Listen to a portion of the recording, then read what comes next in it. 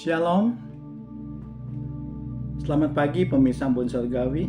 Pada saat ini mari kita sedikit merenungkan firman Tuhan yang akan terambil di dalam Yesaya 6 ayat 1-8 yang akan saya beri judul Aladin atau Yesaya.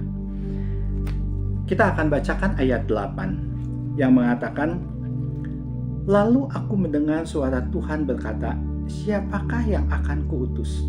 Dan siapakah yang mau pergi untuk aku? Maka sahutku, ini aku, utuslah aku." Mari kita berdoa sebelum kita mulai firman Tuhan.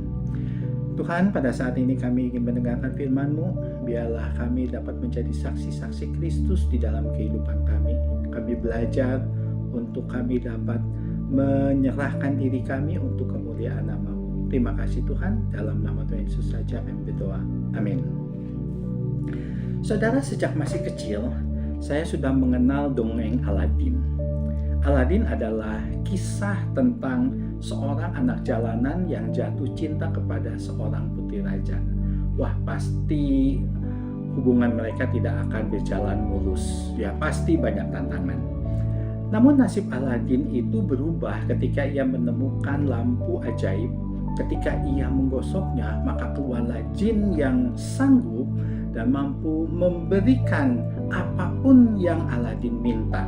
Semua keinginan Aladin terpenuhi. Saudara, adalah hal yang wajar manusia memimpikan hidup yang jauh lebih baik. Akan tetapi, tidak semua orang berjuang keras mengejar mimpinya tersebut. Ada orang mengambil jalur lain yang dianggapnya rohani, yaitu meminta kepada Tuhan. Apakah itu salah? Tentu tidak. Berdoa minta berkat sama sekali tidak salah. Yang menjadi masalah adalah ketika hubungan dengan Tuhan dilandasi keinginan meminta-minta dari Tuhan semata. Kita menganggap Tuhan itu sama seperti lampu ajaib yang dapat mengabulkan semua keinginan kita. Tuhan, perhatikan hidup saya. Tuhan, tolong saya. Tuhan, berkati saya. Sembuhkan saya. Kasihani saya. Dan banyak permohonan-permohonan lain yang kita ajukan kepada Tuhan. Coba mari kita pikirkan sejenak. Berapa banyak doa kita itu berisi permintaan-permintaan.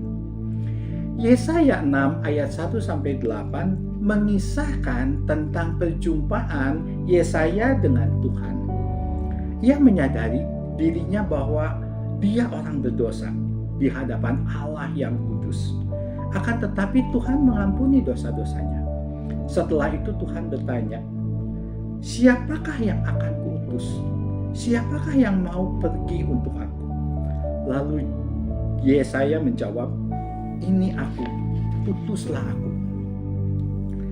Coba mari kita perhatikan. Kisah ini dimulai dengan kesadaran diri sebagai orang yang berdosa. Lalu dilanjutkan dengan pengampunan dan pengudusan oleh Allah. Setelah itu ada panggilan dan ada pengutusan. Apakah saudara melihat ada yang berbeda di situ dengan kebanyakan orang-orang Kristen pada zaman sekarang? Setelah diselamatkan, Yesaya tidak meminta, Tuhan berkati aku, atau permintaan-permintaan lain yang berfokus pada keinginannya sendiri.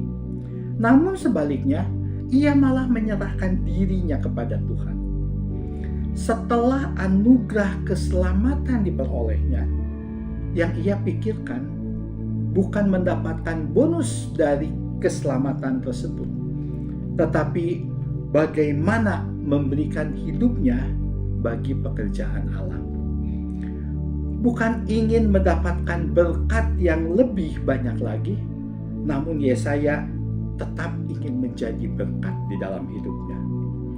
Saudara, relasi yang benar dengan Tuhan bukanlah seperti Aladin dengan lampu ajaibnya, tetapi relasi yang benar dengan Tuhan seperti Yesaya dengan Tuhan.